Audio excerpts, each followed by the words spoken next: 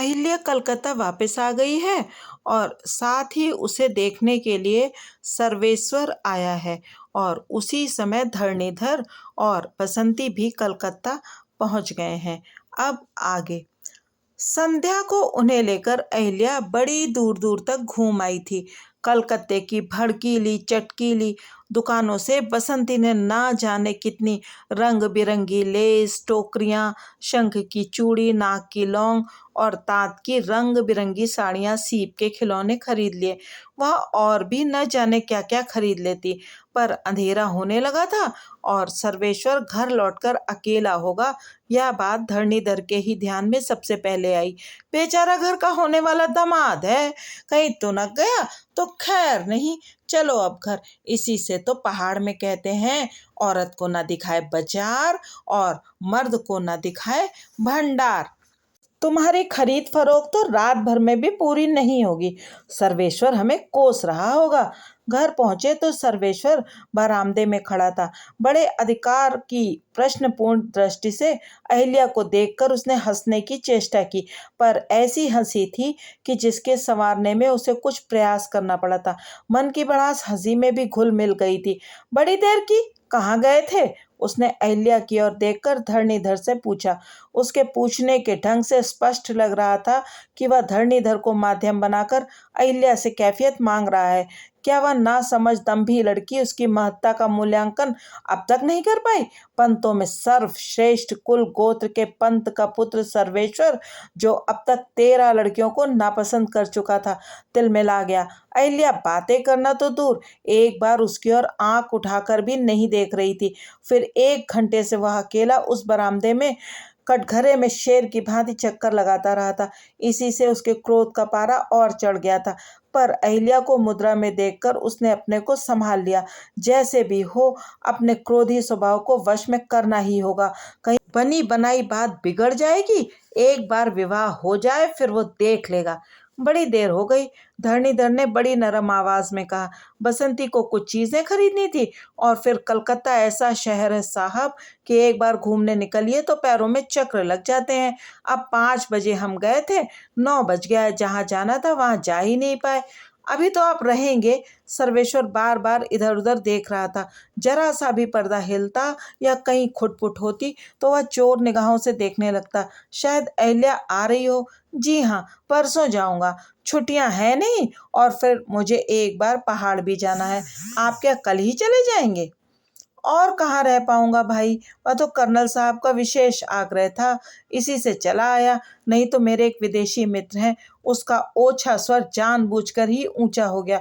बसंती और अहिल्या की बातों की स्पष्ट गुनगुन बगल के कमरे से आ रही थी। उन्हीं को सुनाने सर्वेश्वर जानबूझकर ऊंचे स्वर में कहने लगा, अमेरिकन एम्बेसी में फर्स्ट सेक्रेटरी हैं। उनका बड़ा आग्रह था कि मैं उनके साथ दक्षिण यात्रा को जाऊं। कुछ दिन बनारस, फिर कलकत्ता, मदुरई आदि का प्रोग्राम बनाया था, पर एक बार विदेशियों के साथ पूरी छुट्टियां बर्बाद कर भुगत चुका हूँ। कैसे? धरणीधर को उस ओछे व्यक्ति को बहकाने में बड़ा आनंद आ रहा था। यही मिस्टर निकलसन थे। नई नई शादी हुई है, बोले भारत का इंटीरियर देखेंगे। मैं भी चला। कभी कहते पूर्णिमा में ताज देखेंगे। गर्मी के दिन थे, बोले पहले एकदम इंडियन स्टाइल में खड़े होकर मटर छोले खाएंगे, फिर देखा जाएगा ताज। साहब आए, मटर छोले खाए, फिर कहाँ देखते ताज। उसी दिन मेम साहब को गैस्ट्रोएंटराइटिस हो गया। अच्छा खासा हैजा ही समझिए। बड़ी मुश्किल से राम राम करके जान बची। फिर गई बनारस। बोली क्रिमेशन घाट की तस्वीरें लेंगी। जब तक उनके संकलन में एक आध जलती चिताएं, कंकाल से भिकमंगे और ताज और सूंड हिलाते झूमते झामते हाथियों की तस्वीरें नहीं होंगी, कौन विश्वास करेगा? उन्होंने भारत देखा भी है। मणिकर्णिका घाट पहुंचे, वहां एक मुर्दे की कपाल क्रिया देख ली और 3 दिन तक बेहोश रही। अब के उन्हीं का दक्षिण यात्रा का प्रोग्राम बन रहा था। वैसे तो पूरा आराम रहता, फ्लाई करते, पर मैंने टाल दिया। खूब बिजी लाइफ रहती होगी आपकी। अरे भाई अहिल्या, बसंती, बाहर आओ। सर्वेश्वर कैसे बढ़िया किस्से सुना रहे हैं और आप दोनों को बातों से फुर्सत ही नहीं है। धरणीधर उठकर दोनों को बाहर बुला लाया। सर्वेश्वर की लच्छेदार बातें सुनने में धरणीधर को बड़ा रस आ रहा था। तो फिलहाल तो आप दिल्ली में अकेले ही होंगे? हाँ, बस अकेला ही समझिए। एक मेरा खानसामा है, शफीकुल बरी, एक मैं और एक मेरा कुत्ता नौबी। बड़ा जबर कुत्ता है साहब। वह फिर ओंठ कर्व से फुलाकर अहिल्या को कनखियों से देखने लगा। बातें करने में उसकी छोटी छोटी आंखों के पल्ले क्षण भर में ऐसी विचित्र फड़कन से फड़क उठते थे कि लगता था वह बार बार आंखें मार रहा है। बस पूरे भारत में उस ब्रीड के दो ही कुत्ते हैं। एक सुना महाराजा ओरछा के पास था, उसी का छोटा भाई है, या एल्सेशियन और शेरनी का क्रॉस ब्रीड है। उसने फिर आंखें फड़काई और अहल्या को देखा। वह सिर झुकाए बहुत मोटे से ऊन का एक बादामी स्वेटर बुन रही थी। बसंती बीच बीच में उसके उलझे को सुलझाती बड़े ध्यान से सर्वेश्वर की रोचक बातें सुन रही थी। अच्छा, तो पंथ होकर आपने मुसलमान खानसामा रखा है। बड़े प्रगतिशील विचार लगते हैं आपके। अहिल्या, तुम्हें ससुराल में भी मायके की सारी सुविधा रहेगी। आप जो भी कहिए साहब। सर्वेश्वर की आंख जोर जोर से फड़क रही थी। खाना बनाने की कला अगर जिंदा है तो इन्हीं खानसामाओं की पीढ़ी में। जब हमारा सफीकुल बरी मुर्ग बनाएगा तो पहली रात से उसे साफ कर बाहर ओस में रख देगा। एक दिन मुझसे नहीं रहा गया, पूछ ही लिया, भाई रात भर बाहर क्यों लटका देते हो? वह हमारी बात पर मुस्कुराने लगा, बोला, गरीब परवर, शबनम से नहाए मुर्ग का मुर्ग मुसल्लम खाकर आप ये सवाल फिर नहीं पूछेंगे। और सच, हमने खाया तो उसके हाथ चूम लिए। मुर्ग क्या था? बताशा था। जीभ पर रखा कि गल गया। बड़े साहस का काम किया साहब आपने। धरणीधर को प्रभावित करना कोई कठिन कार्य नहीं था, पर पंत होकर खानसामा रखने वाले उस साहसी युवक ने उसे सचमुच बुरी तरह प्रभावित कर दिया। इसमें साहस की कौन सी बात? हम तो अपना आराम देखते हैं। सर्वेश्वर के एक ही वाक्य ने उसके हृदय का ताला खोल दिया। उस स्वार्थी ओछे व्यक्ति का क्रूर स्वभाव उसी की बातों से स्पष्ट होता जा रहा था। जिसमें हमें आराम हो वही रुख अपनाते हैं। छतरी नौकर अपने औकात से बड़ी जल्दी बाहर निकल आता है। पहले माथे की टोपी उतारेगा, फिर पैंट पहनेगा, बालों में बुलबुल काढ़ेगा, और फिर आएंगी सिनेमा के गाने की सस्ती किताबें, और फिर समझिए हाथ से गया। अब यह लड़का हरिराम 4 साल से मेरे साथ है। ना उसे कोई ऐसा खास काम है। कमरा झाड़ने के लिए मेरे पास बिजली की मशीन है। खाना गैस के चूल्हे में बनता है। उबला अंग्रेजी खाना खाता हूँ। कपड़े धोने के लिए पिछले साल हूवर खरीद ली थी। कूलर है। एल्विन का फ्रिज मिस्टर निकलसन ने मुझे मेरी वर्षगांठ पर दिया था। ओह, आप अपनी वर्षगांठ भी मनाते हैं? बड़े आश्चर्य से सरल धरणीधर ने पूछा। मुझे ऐसा कोई शौक तो नहीं, पर मित्र सब विदेशी हैं। अब उन लोगों में तो आप जानते ही हैं, कुत्ते बिल्लियों की भी सालगिरह मनाई जाती है। हम नित्य ही उनकी पार्टियां उड़ाते थे, और उन्हें खिलाने का कोई अवसर ही नहीं आता था। एक दिन निकलसन की पत्नी स्वीरा ने स्वयं अवसर ढूंढ लिया। बोली, पंत, 4 साल से हम तुम्हें जानते हैं। तुम क्या किसी तारीख को पैदा ही नहीं हुए? हार मानकर बताना पड़ा।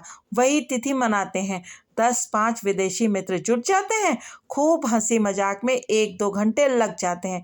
अहिल्या के ऊन का गोला चुक गया था। दोनों घुटनों में ऊन की लच्छी फंसाकर वह अपने हाथों को गोल गोल घुमाती गोला बांध रही थी। सर्वेश्वर के जी में आ रहा था कि भागकर वह अपनी विदेशी मित्र मंडली को टेर कर उन्हें अपनी भावी चंपक पत्नी की अनोखी झलक दिखला दे। खाना लगवा दो जीजा जी, 10 तो बजता है। अहिल्या ने पूछा। हाँ हाँ, अवश्य। आप क्या सचमुच ही खा पी कर लौटे हैं?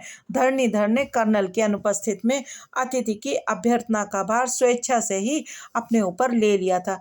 चलिए, मेज पर चलकर बैठिए तो सही। पर यह आपका सरासर अन्याय है। मेहमान आप हमारे हैं और खाने गए बाहर। आप भी तो मेहमान को बड़ी बेरुखी से छोड़कर चले गए थे, कहकर बड़ी जोर से सर्वेश्वर हंसा। बड़े प्रेम से बुलाया था उन्होंने। वह फिर कहने लगा, हमारे ताऊ जी के साले का लड़का है। बड़ा सुशील लड़का, 4 साल विलायत रहकर लौटा। इकलौता बेटा। उस पर ताऊ जी के साले मुख्यमंत्री के पीए थे। बड़ी तगड़ी पहुंच के आदमी। एक से एक बढ़िया लड़कियों के रिश्ते आए, पर कंधे पर हाथ नहीं धरने देता था। ताऊ जी का माथा ठनक गया। वह मेरा मित्र था, इसी से मुझे भेजा कि देख आओ माजरा क्या है। 3 साल की बात है, आया तो देखा, हजरत जिनके पेइंग गेस्ट बनकर रहते हैं, उनकी एक बड़ी तेज तर्रार सुंदर सी लड़की इनके 6 रंग बिरंगे स्वेटर बुन चुकी है और 7वां बुन रही है। फिर क्या पूछता, ताऊ जी को आकर बतला दिया। उनके साले और हरिदत्त जी भागते भागते आए कलकत्ता। तो पता लगा पेइंग गेस्ट को लेकर परिवार जगन्नाथ की रथ यात्रा देखने पुरी गया है। पुरी गए तो पता लगा भुवनेश्वर गए। भुवनेश्वर पहुंचे तो हक्का बक्का रह गए। बेटे ने बतलाया कि उसके विवाह को 7 महीने हो चुके हैं। आज उसी से मिलने गया था। अच्छा, तो क्या अब भी पेइंग गेस्ट ही हैं? नहीं, अब तो बड़ा बढ़िया फ्लैट ले लिया है। 1-2 साल की बड़ी प्यारी सी बच्ची है। अब तो सुना हरिदत्त जी 1 महीना रह कर गए हैं। संतान को माता पिता अंत में क्षमा कर ही देते हैं। अब क्षमादान दे चुके होंगे, तभी तो आकर रह गए बेटे के साथ। और साहब, लड़की भी बड़ी सुशील है। मैंने तो उसका हाथ देखकर बहुत साल पहले ही कह दिया था कि वह जाति के बाहर विवाह करेगा। अरे, आपके हाथ देखना भी जानते हैं? अजी वाह, तब तो देखिए मेरा हाथ। और हाँ साहब, पहले या तो बतलाइए कि मेरी हस्तरेखा मुझे कितने पुत्रों का पिता बताती है। बैठे ही बैठे कुर्सी मोड़कर धरणीधर ने हाथ का कस्सा छोड़ दिया। देखूंगा देखूंगा, ऐसी क्या जल्दी है? हाथ देखना तो मेरी हॉबी है। इसी से तो निकलसन मुझे इतना मानता है। वैसे कुंडली देखना मुझे अधिक पसंद है, पर हाथ की रेखाओं का जाल भी मेरे लिए दुरूह नहीं है। खाना निपटाकर मेज पर ही हाथ फैलाकर धरणीधर बैठ गया। उसकी चौड़ी हथेली को उठाकर सर्वेश्वर बड़े गौर से अध्ययन की मुद्रा में देखने लगा। अपनी डिप्लोमेसी की कुटिल चाल को और भी कुटिल बनाने के लिए उसने गीता के 1-2 अध्याय कंठस्थ कर लिए थे।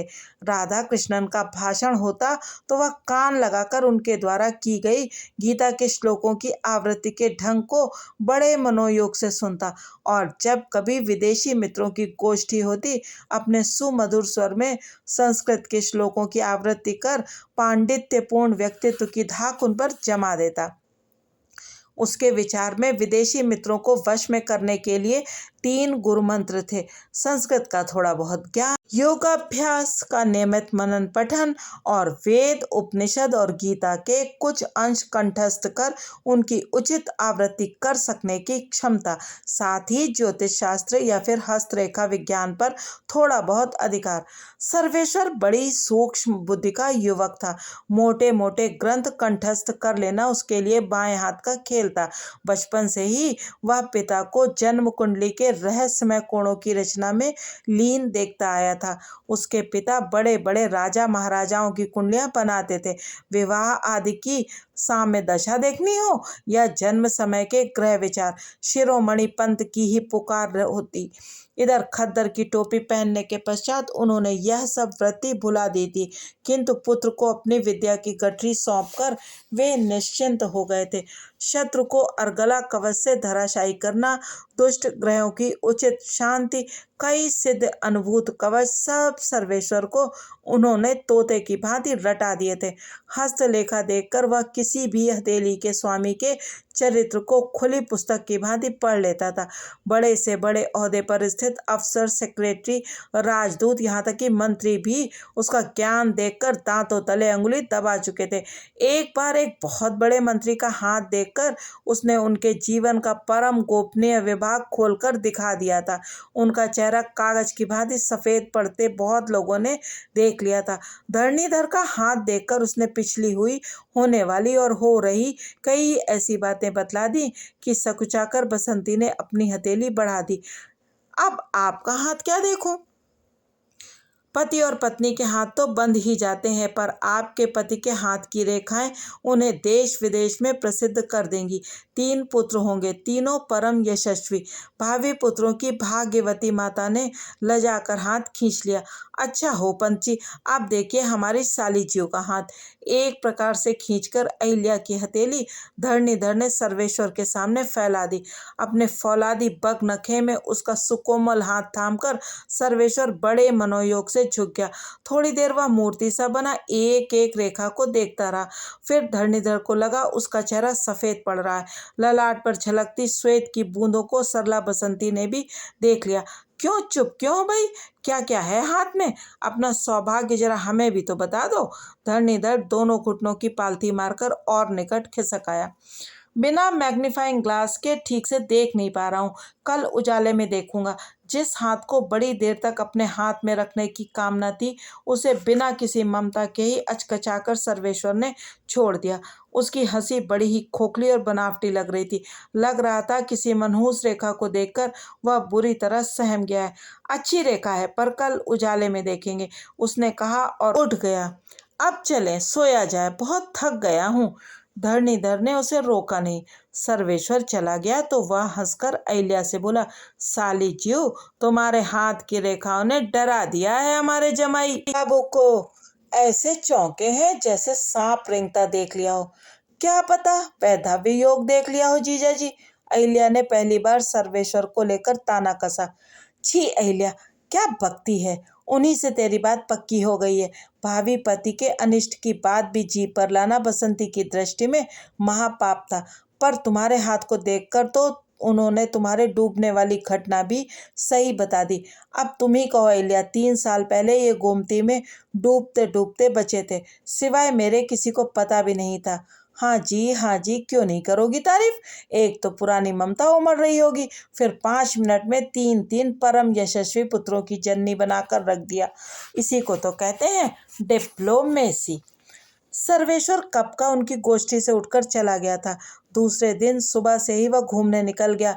जब कर्नल लौटा तो पहले उसी की कुशल पूछी, फिर नाना उपहार निकालकर अहिल्या को सौंप दिए। घूमकर सर्वेश्वर लौटा तो कर्नल ने एक मखमली केस निकालकर खोला। लो भाई सर्वेश्वर, सोचा जाने से पहले तुम्हें बांध लिया जाए। मेरे एक गुजराती मित्र हैं, सर्वोत्तम दास भीम जी दास झवेरी, उन्होंने कल मंगवाई। देखो फिट आती है या नहीं। 7 हीरों की वर्तुलाकार पंक्ति झक झक दमक उठी। कुछ हिचक कर सर्वेश्वर खड़ा ही रह गया।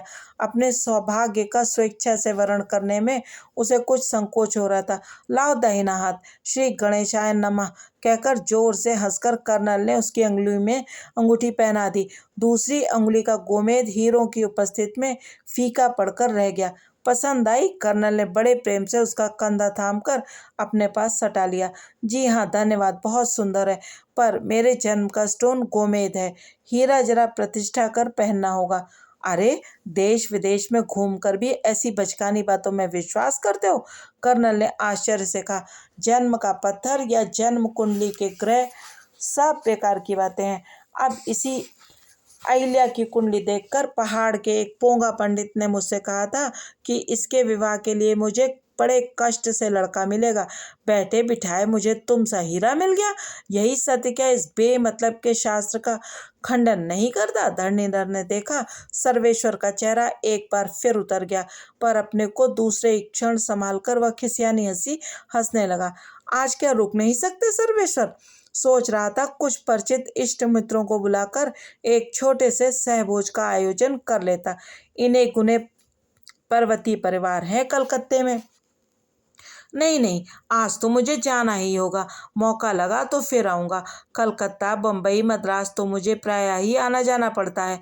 अहिल्या बेटी, तुम सर्वेश्वर के साथ के लिए कुछ हैम सैंडविच बनाकर पैक कर दो। गाड़ी का समय तो हो ही रहा है, मैं भी स्टेशन चलूँगा।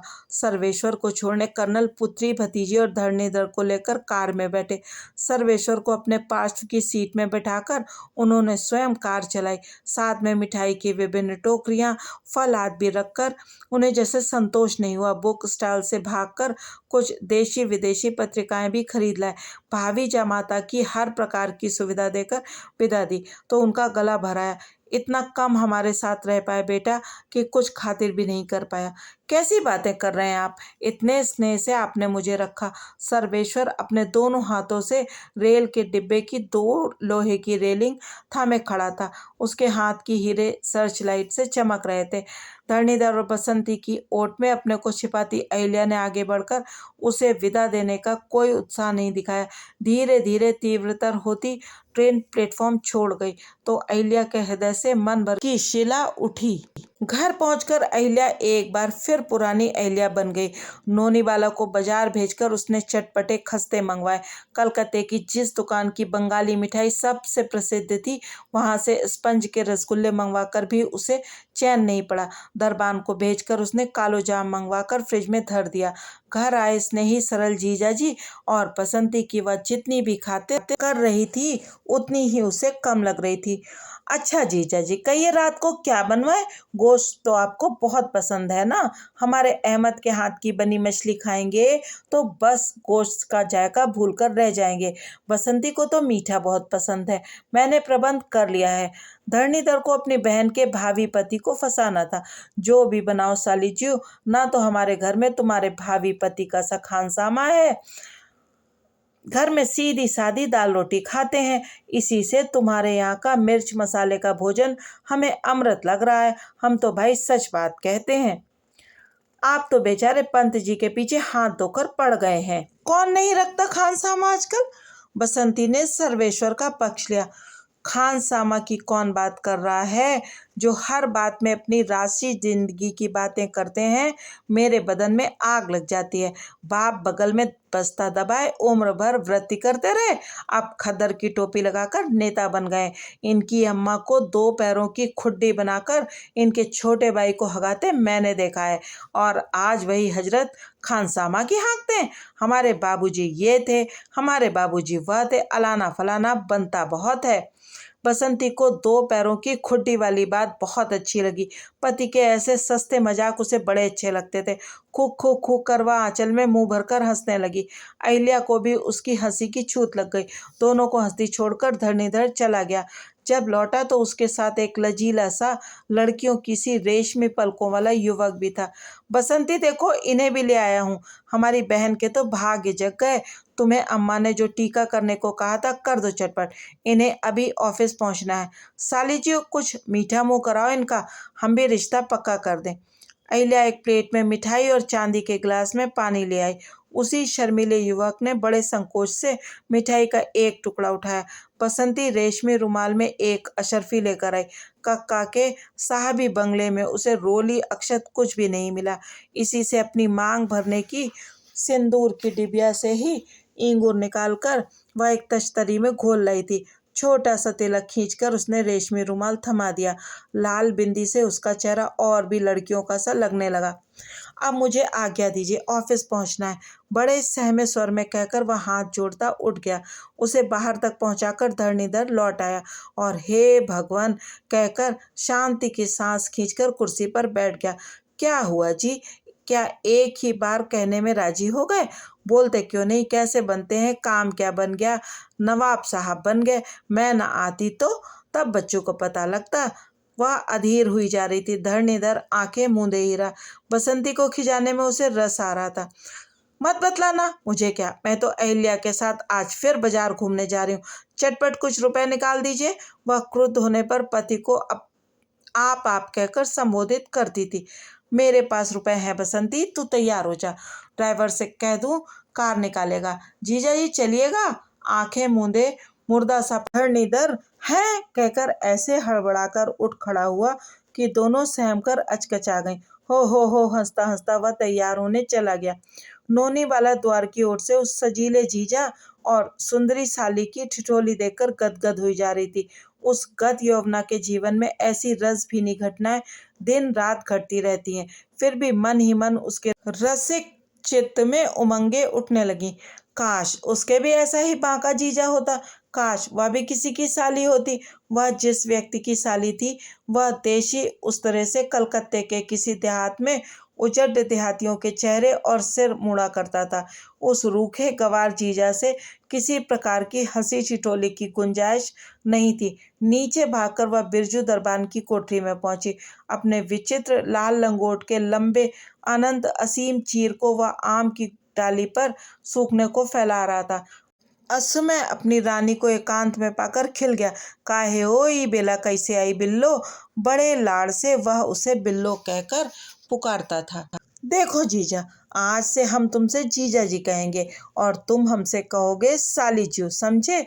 ही बिरजू अपनी नई साली के सर्वथा नवीन रिश्ते के प्रसंग से उन्मत्त हो उठा और अपनी मोटी काली काली भुजंग सी भुजाएं फैलाए वह साली जू कहते आगे बढ़ा और किसी शोटसी के से बंकिम कटाक्ष से उसे बींद कर बिजली की गति से प्रौढ़ा नोनी बाला सीढ़ियां फांदती भाग गई। बहन का विवाह पक्का करने के पश्चात धरणीधर को घर लौट जाने के लिए पंख से लग गए। बड़े अनुनय विनय से अहिल्या ने उन्हें 2-3 दिन रोक लिया और वे दिन ऐसी हंसी ठिठोली में निकल गए कि अहिल्या को कुछ सोचने की भी फुर्सत नहीं रही। रात को वह 12-12 बजे तक बसंती के साथ गप्पे मारती रहती। सुबह आंख खुलती तो दिन चढ़ाया होता। जिस दिन बसंती और धरणीधर को वह स्टेशन छोड़कर लौटी तो घर भाए भाए कर काट खाने को दौड़ा। कर्नल सुबह ही काम पर निकल गया था। नोनी 2 दिन की छुट्टी लेकर देहात चली गई थी।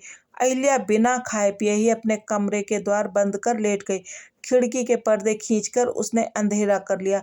अकेले अंधेरे कमरे में उसे अपना भविष्य और भी अंधकार में लगने लगा। सर्वेश्वर के मजबूत फौलादी पंजे ने उसके हाथ को जिस कठोर पकड़ में बांधकर उसकी हस्तरेखा का अध्ययन किया था वह कैसे भूल सकती थी। अभी तो कुछ ही देर हाथ पकड़कर उसे छोड़ दिया था, पर जब वह जीवन भर के लिए उसका हाथ थाम लेगा तब बार बार उसकी भूखी दृष्टि वासना के अंगारों से दहकती अहिल्या को दागती रही थी। लगता था अकेली पाकर वह उस पर भूखे शेर की भांति टूट पड़ेगा। वासना दग्ध कामी पुरुष की भूखी दृष्टि को प्रत्येक नारी बड़ी सुगमता से छीन लेती है। वह दृष्टि आंखों ही आंखों में उसके कपड़े उतारने लगती है। उसकी बोटियां चिचोड़ उठती है। उस दृष्टि को नारी कभी प्रेम नहीं कर सकती, विवशता से बंध सकती है, किंतु उसका चित्त उस बंधन को स्वीकार नहीं करता। पिता की उलझने और परेशानियां देखकर अहिल्या उनकी चिंता की गठरी को और भारी बनाना नहीं चाहती थी। रात रात तक कमरा बंद कर कर्नल को गौर मोहन काका के साथ दबी दबी आवाज में बातें करते वह सुनती रही थी। अहमद नीट जिन की खाली बोतलें लेकर कमरे में लौटता तो अहिल्या के जी में आता वह जोर जोर से रो पड़े। कर्नल को कुछ हो गया तो वह क्या करेगी? न वह पहाड़ जा सकती थी, न अकेली उस भव्य हवेली में ही रह सकती थी। फिर कर्नल के ऊपर विपत्ति के मेघ मंडरा रहे थे। नंदी भी शायद बंधक में धर दी गई हो। उसे सर्वेश्वर को सौंपने के आश्वासन से कर्नल निश्चिंत था। यदि वह कह देगी कि वह अभी विवाह नहीं करेगी तो फिर वह कमर सीधी नहीं रख पाएगा। आज की कथा यहीं तक। आगे की कथा सुनेंगे अगले भाग में। यदि आपको ये चैनल और इसके कंटेंट पसंद आ रहे हैं तो कृपया चैनल को सब्सक्राइब कीजिए और यदि कुछ कमियां लगे तो कृपया मुझे कमेंट करके अवश्य बताइए। बहुत बहुत धन्यवाद।